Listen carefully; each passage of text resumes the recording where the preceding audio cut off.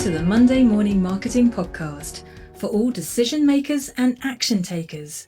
Take it away, Esther. Good morning and welcome to the Monday Morning Marketing Podcast. Today we're talking about your USP, your unique selling proposition, position, proposal. Lots of people change the last point. Good point. Lots of people change the last letter to be what they want it to be or what they understand it better to be. But at the end of the day, it is what makes you unique to you and to your business. So that is what we're talking about today. But why is it important? Why is your USP important? Because you need to have a way of standing out from the audience, from the crowd. And if there's something that you do better, that resonates better or closer to your ideal customer, which is a whole nother podcast. Yes. Then this is something that you need to understand and push out there because it makes you stand out against your competitors. True. And just like last week, we talked about what's your why and why your why is important. Your USP is also important because it is something that no one else has. So you may think, oh, but what I sell is very similar or exactly the same as what my competitors sell. But that's where your USP comes in, and that's what makes you stand out from the crowd. So I'll give you an example. In my case, I am fully bilingual, speak English and Spanish perfectly fine, both of them. I think some days I speak better Spanish than English, but that's another issue. So that is one of my USPs, in that I can help my clients in both of those languages without having to go through translators or using AI to do any work like that. And I can help them because I know the audiences in English-speaking countries and in Spanish-speaking countries. And my USP is I have the patience of a saint. She really does. She really does. I mean, yeah. We'll not even talk about her putting up with me. I mean, that's over 5 years and she's still here. So we know that one's true. You see, I find it personally very difficult because I don't have something as special as your multilingual experience and knowledge. And there is a lot of me, even in a small country like the Republic of Ireland. There's a lot of social media trainers. I guess one of my USPs would be I don't try to take over your social media. I try to empower you and advocate for you to learn it and do it better. Yeah. But there's no real true USP other than me. Yes. There is only one Melanie Boylan that we know and love. There is only one Esther Ocampo that we know. Don't know if you love me or not. No, you love Melanie. But yes, being you makes you unique. So don't try to be somebody else. Don't try to imitate other people. Don't try to be like other people or emulate other people or pretend to be other people. Nobody can be you quite like you. Can you imagine somebody being like us? Oh, please don't. Please don't. There's enough. Like one of each of us is more than enough. More than enough. But it's important to embrace yourself and your uniqueness, because some people may feel that, they have, whether it be a physical or mental disability, that is something that could work against them. It's not. It could be your superpower. It could be what makes people remember you. We have friends in wheelchairs, and people automatically can, spot them and go, oh, that's so-and-so, that's that person. When I was at Social Media Marketing World, I have a dodgy knee and my knee was playing up and I used the stick a lot. And I am convinced that is how people started recognizing me, because I was walking around with a stick. So standing out, there was a lady at Social Media Marketing World wearing purple, and she had purple hair, purple nails, purple everywhere, purple. I mean, you couldn't help but notice her because she was embracing that as part of her USP, as part of her uniqueness, her love of purple and her expression of using it. Previous guest that we've had on, Sherelle, yellow. You'll see her wearing yellow all the time. Christine Gritman wears red. you associate these people with their unique style or their unique hair or their unique nails or physical capabilities, and you'd automatically go, yeah, they're top of mind because they stand out.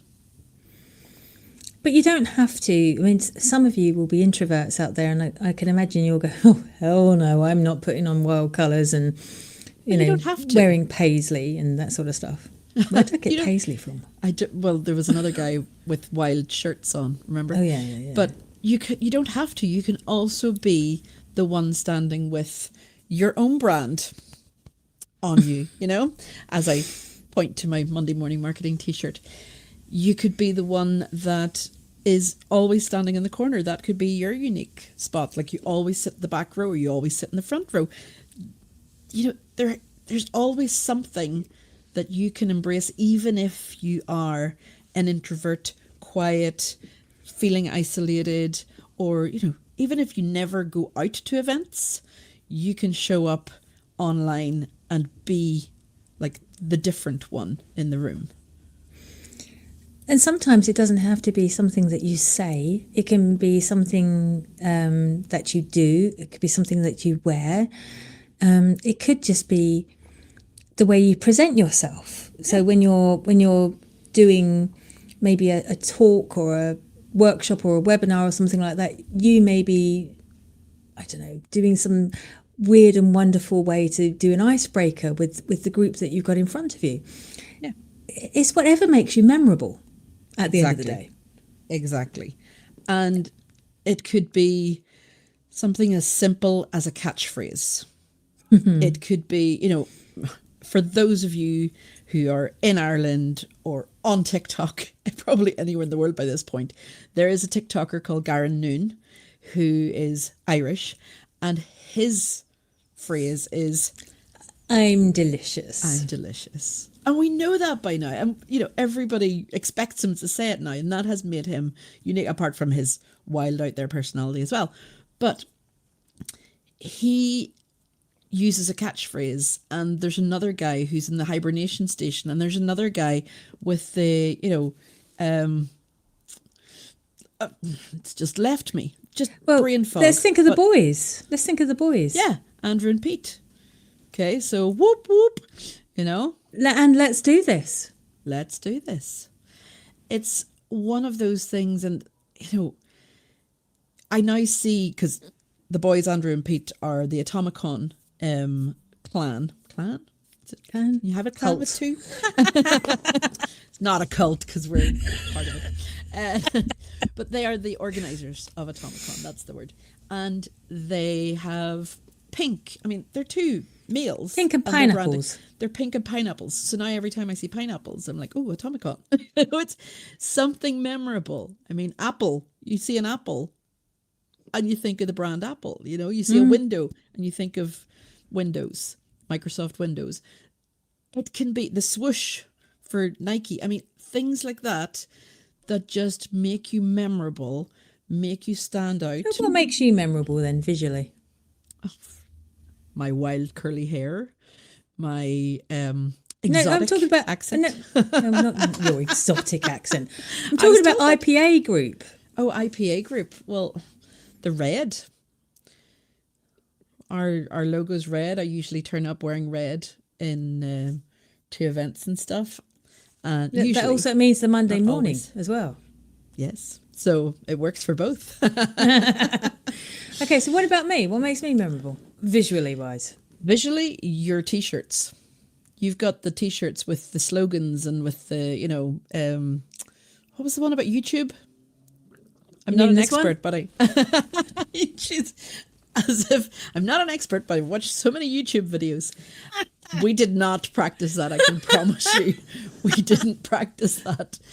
But it's one that I know she'll be wearing, and there's other ones that, my husband doesn't have to ask Google because I know everything. That sort of stuff.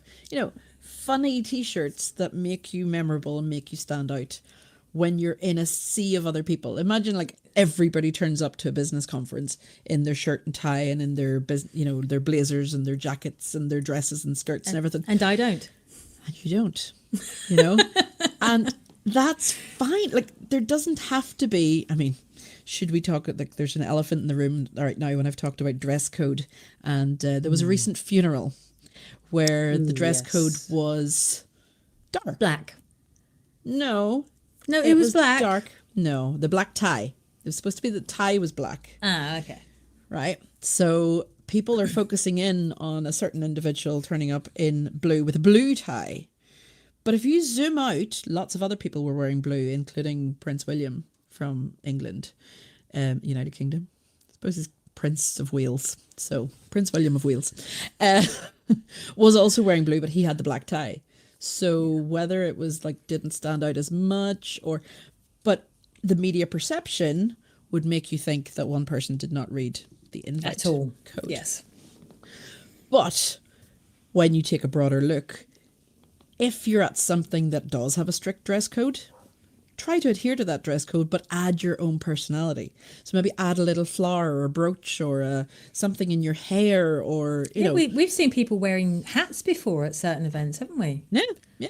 Or And, like the girls, ribbons. The flower girls. Yes, they always turn up in pink. In pink, always. Yeah, they're fabulous. Fabulous dress sense from Jeanette and Deirdre. O'Sullivan. From Case Flower School. Yes, Yeah. yes. Shout out to them. We are in envy of your dress sense. And they look amazing as well. I mean, Yes. they're just so perfectly coordinated. They have an absolute gift. Oh, absolutely. But Yeah. being sisters, maybe that helps yeah. as well. But find a way to put your own stamp on it, is what we're saying. So whether that is handing out a business card, physical business card, instead of going the digital route, that's different, that's unique. Or handing out, you know, a piece of candy or a sweet or a piece of chocolate, or it's something that will just, people will remember you by. Because if you're exactly the same and doing exactly the same as everybody else, you won't be remembered. I mean, even if it's as silly as, you know, not drinking tea or coffee or hot drinks, people will remember that and go, oh yeah, that's the one that, you know, you're in a country that, well, here in the United Kingdom and Ireland, it's a cup of tea. It's always offered. much, yeah. And when you say no, they'll remember you said no. Do you know, the other thing I noticed over here, because in case you can't tell, I'm English, but I live in the Republic of Ireland. Nobody has sugar over here. I am weird of having sugar with my drinks. Yes, you are. Yeah. You are. It's very strange. Yeah. But makes you different, makes you stand out. Yeah. Because memorable. you'll be the one at the event asking if anybody has sugar. Yeah, all of my friends and you know, all the work colleagues and that sort of stuff, I'm responsible for them robbing sugar sachets from every restaurant and cafe they go to, so they've got sugar in the house. It's not called robbing. Don't. No thievery, please. But you get the gist, okay? Yes. So be unique in a way that doesn't give you the ick and doesn't make you want to curl up in a ball. That's something you can replicate regularly, you know? Yeah, and don't make it be forced, because then it's not you. No. Okay, so me standing up and, you know, going, good morning and welcome to the Monday Morning Marketing Podcast, that's come naturally to me now after 5 years. I even did it at an event last year when I had to stand in. I remember. Right? Because it's just, you know, we were asked to talk about the podcast. I just stood up and welcomed everyone to the podcast. It was one of those things and made it memorable. I spoke at a recent event too, and I sat down. I was the only speaker to sit down for the presentation. And I told a story. Again, memorable. Make it different. Don't just have the same death by PowerPoint in your slides. Okay? Find a way that works for you, that shows your personality, that shows who you are, what you do, why you do it, all in one simple thing. Like I said, colour, a style, a physical handout, you know, things like that. Somebody at Social Media Marketing World stood up and started singing from stage. Oh, yeah, I remember Molly that. Mahoney. So that's memorable, you know. Things like that. Just find your unique voice, your unique style, or your unique color or slogan, whatever it is. Well, I hope you have come to understand what we mean by your USP now. I hope it's something you can spend some time working on and honing on. And maybe, just like your why from last week, your unique selling proposition, selling point, or whatever your P is, has changed. And that's fine too. You're allowed to do that. Yes. So if your audience changes, then your USP usually changes as well. And even if it doesn't, yeah, we grow and mature and develop, that maybe dyeing our hair purple is no longer an option. Yeah. You know, if you're a man and your hair all falls out, then it's not really an option. No. So consider what you need to do with your USP, embrace it, use it as part of your marketing strategy, and don't be afraid to step out of the shadows and be seen for who you are. Exactly. So that's all we have time for today. But thank you so much for listening, and we'll be back next week with another podcast. Bye for now. Bye-bye.